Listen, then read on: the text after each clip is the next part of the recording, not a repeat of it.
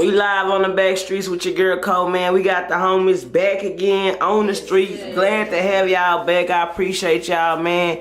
If y'all been watching the streets, y'all know who they is. If y'all haven't and y'all just catching up, shame on y'all. That's on y'all. But introduce yourself to the streets. We gonna start with the homie Nho up in the building, man. Nelly. Yes, Nho Nelly. Nothing happens overnight campaign. And like Cole say, if you ain't been keeping up, that's a damn shame. Facts. You sleep, but I'm Janae inspired. I'm just a bystander, just trying to make it out here. You feel me? Just a bystander. We going in, man. Yeah. We got the mixtape finally out, man. I know when we last met, we had talked about it and everything, but it's finally, I talk about it, fell out of love, man. I've been promoting it, had a few DJs been asking me, man, who is, I've been telling them check you out, so talk about the mixtape a little bit if you don't mind. Yeah, full tape, fell out of love, just dropped out now, all platforms. If you ain't heard it yet, I promise you missing out on a hell of an introduction. I don't even want to say it's just a hell of a project because I got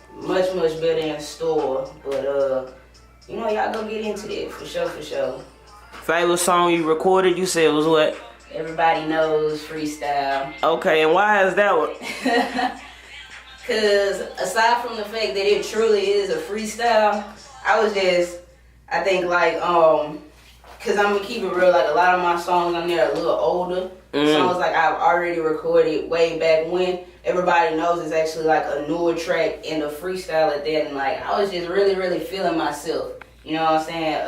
It's the flow and the energy that I came with. I mean, I feel like I'm kind of bragging on myself, but... No, come on, man. You on the campaign. You on the campaign. But, yeah, like, it's the energy behind that song. You could ride to it. I feel like, mostly with my music, I want people to feel my words, but also feel what I feel. Okay. Like, you know what I'm saying? So, a lot of people hear that song. I know it's a lot of great other songs on it, but when people hear that song, they be like, yeah, I was just really vibing, feeling myself. So is that the song that got the greatest feedback by far, or what song? No, actually, no, it is not. Okay, right now. okay. And if you go on my Apple, it should show you, but last time I checked... You have 3 stars, but who's counting? Okay. But that's what I'm saying, flex on these people. You know what I'm saying? But Don't Love You was definitely one of them. Talk about Don't Love You.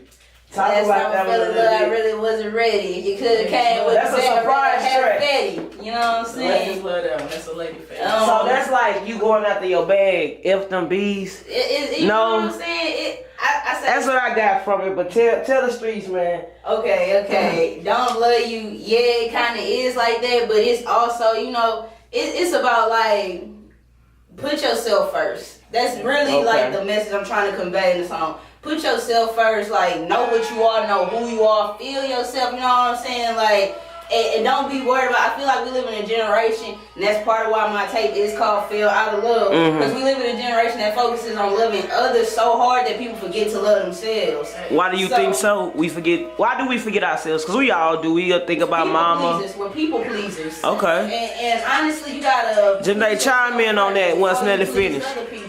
That just, you know what I'm saying? I agree with her wholeheartedly because I'm one of them type of people. Okay. Like, sometimes I put myself behind and I put other people for me. Sometimes you gotta have that self-preservation. Like, if you don't get yourself right, you can't get nobody else right. So do you really gotta be selfish in a sense in the world? Is that a bad thing? Because people like look at selfish as like in a negative way. Is that like a bad thing to be selfish? Like, I'm just gonna focus on myself right now? Not at all, because people always talk about bettering themselves and becoming, you know, elevating and stuff like that. Like they say, elevation requires separation. So if you can't even take the time out to actually truly focus on yourself, you know what I'm saying, in isolation, and say, I'm gonna pull away from some of my friends, I'm gonna pull away from going to the clubs, I'm gonna pull away from eating out, I'm gonna pull away from smoking weed, I'm gonna pull away, you know what I'm saying, people scared to pull away. But if you don't pull away sometimes, you gonna find yourself going down the slippery hole. Yeah, you know what I'm saying? You're gonna be caught in a rabbit hole, and before you know it, you're doing the same thing over and over. And before you know it's complacency, you okay with it. You're okay with putting yourself and your needs, you know, your true priorities beneath, you know, yourself. When you know what you should be doing, you know how you should be going that life. Man, on the streets, man. Nelly came through with the gems, man. Talk your shit, man. We in here campaigning with the campaign. The tape just dropped. And you talking about putting yourself first and everything. So being that you're in the industry and you're a female and you rapping and you trying to cross over to different avenues? How do you find that balance in maintaining, like, to keep your longevity in the game? I mean, honestly, okay, and this is gonna go back to the whole being selfish thing. Okay. A long time ago, I realized I didn't want to make music necessarily for people. Music is my therapy. When Gotcha. I'm going through things, when I'm down, when I go make music, that's really for me. Right. You know what I'm saying? But I also know that through my music, I have a gift. I definitely had a gift for storytelling, a gift for relatability. And I feel like that's also where my longevity will come from. Because I'm going to always be able to relate to somebody. I feel like my tape, it wasn't just, I didn't think of one group of people. You know what I'm saying? You cater to different. Yeah, I try to cater to so many different, not just whether it's races, sexual orientations, women, men, whatever, old school, new school. I wanted everybody to feel like, even the kids love Fiend. I wanted everybody to have something on the tape, you know what I'm saying? Because honestly, a lot of people, they get so focused in on one group of people or one kind of genre or doing one thing. You can't do that, you know what I'm saying? You gotta say, I gotta have that big extreme outlook, basically. I gotta say, I want to cater to everybody. So yeah, it is in a sense, I gotta be selfish. I make music for me, but at the same time, I'm a people pleaser. You gotta find the balance in between those two. Thanks, man. It came through, man. I see you had some shows. Talk about the performance, man. You was aligned with some heavyweights, and you went out there. I've been seeing you killing your thing. I caught one of them. I didn't catch all of them, but I caught one of them. Played the background, networked a few, or whatever. Talk about the performance, the energy, man, and talk about the importance of continuing, to do them shows. How you been doing, rocking out? So definitely, first and foremost, shout out by Breezy, because that's the promoter that's been booking me, putting me on these shows. Okay. Shout out by Breezy, you know what I'm saying, and giving me the opportunity and the chance to get on those platforms. Okay. I think was she the first one that reached out to you? All the promoters in the city, or? Yeah, like I was the first, like reaching out to her, and she was the first one that received me. I would rather say, you know what I'm saying? Oh, dope. Because that's important. Yeah, it's major. A lot of people will say there is no one doing that, but she's definitely doing it. She literally will take you in as an artist if you serious. Right. You know what I'm saying? You gotta come with it from a business perspective. It's not about a handout. It's not about a favor. She don't owe nobody anything. You know what I'm saying? But like I said, I respect everything and everyone around me. And I reached out to her for the BlueFace show. Okay. And she was like, well, send tracks to see if you were fit. You know, I sent the tracks and she was like, yeah, like these hot, this gonna work, you know what I'm saying? And that was that. I performed at the BlueFace show. If you ain't seen the recap, we talk about it so much, goddamn. Man, go catch that recap. Go watch that recap on my Instagram. Goddamn. That performance in itself, that was my first like performance as a rapper. Talk about what it was like to see her like in the element. We gonna go into that. Talk about it. We need you, kid, folks. Talk about that. From my perspective, cause I've been on her ass. I ain't gonna lie to you. Like, we need that. Hearing her music, the songs that are coming out, she been sitting on the house. I ain't gonna lie to you. Nelly. She been sitting on the house, so finally she just like, you know what, let's do it. So the fact like seeing her like get on the stage, I never seen her like perform. So it's different.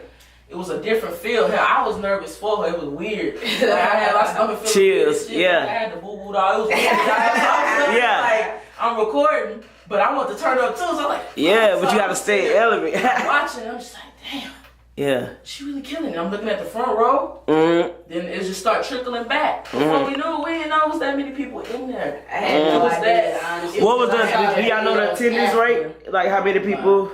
If you know Houston Underground, if you know Houston Breezy, then you know she puts on a hell of a show. That it was packed. It was whole a line. flow. You know what I'm saying? All the way to the bar. If you know the layout to Houston Underground to the bar, it was people. Damn, that was a good look. We up there and niggas was rocking. Yeah. Niggas over there, like this shit was wild, dog. It was crazy from front to back. Bro, dope as fuck. Love seeing that shit. Do you feel like the city is finally like paying attention to you? I mean, yeah, I do actually, definitely. As far as like that. When people say you start to feel like that local buzz, I definitely do feel that. from like not just people following me on socials, but people actually knowing my music. Like seeing people tweet my lyrics, seeing people working out, listening to my music, seeing females riding in the car playing Don't Love You, stuff like that. That's when you know people really rocking with you. Cause I mean, I don't want to downplay it, but somebody just following you ain't really much. It's the interaction behind it that really shows who's genuine and who really rocking with you. But it's the era of followers, and when you like people going after that. Oh, follow me to build that up. I don't care about that. It's not. You say it's not important. I feel like it's great artists out there who don't even have 100,000 followers, who not only making $1 million nigga money, but they also making $1 million nigga music. You know what I'm saying? So trust me, your followers, it don't matter. At the end of the day, people say, people care about his clout, popularity, da. But let's be real. When have they not? Like, when did you not have to have an image to be a quote-unquote star, to be an actress, to be an artist, to be a model, to be, you know what I'm saying? You want to be those kind of people? When did you not have to come with something? So it just is what it is, but ultimately, your followers don't make or break you, you know what I'm saying? Like I say, Big Crit, one of the biggest underground artists to this day. He's not mainstream at all, but the man has over 1 million followers on SoundCloud. And he's not mainstream. When do you hear Big Crit on the radio? I heard him on the radio one year. Yeah. Thank you, once. Yeah, and he's still doing tours. That man. Do you think that route is the safer way to go? The independent route more so like... Because he was signed to Def Jam for a little bit, and then, you know, he had his little label situation. And then, So, I'm going to go into that. Even going to you, Shoot That You Can Fuck. Do you think it's necessary? And I continuously say this just to get that outlook out there and get people to realize they weren't. Like, is it necessary for that big major label? Or to build it like the Nipsey Hussle or the Currency way? Put in that individual... independent grind. That's the longevity way. That's the more scenic route. Okay. That depends if you're more like some people like to get there as quick, fast, and hurry. Like I ain't hurry up to get there. Some niggas like, look, I'm chilling. I'm on cruise control. I'm always gonna go cruise control. I need the scenic route. The longer one, that's longevity. I'd rather work from ground up than just run to them and then get probably fucked over in a 360 or something else and get signed to another nigga, that signed to another nigga, that signed to another nigga, and you don't know your contract. BlueFace was one of them. He ain't know none of that shit. I just know I'm signed to whack 100. That's a problem. So that me if I was an artist, I would build it up. Just be yourself, be genuine, build with your fan base, and from there, Currency ain't gotta worry about shit. That nigga ain't gotta worry about nothing. Exactly. He got the most die-hard core fans because he kept it real with himself. He built from the ground up. He did not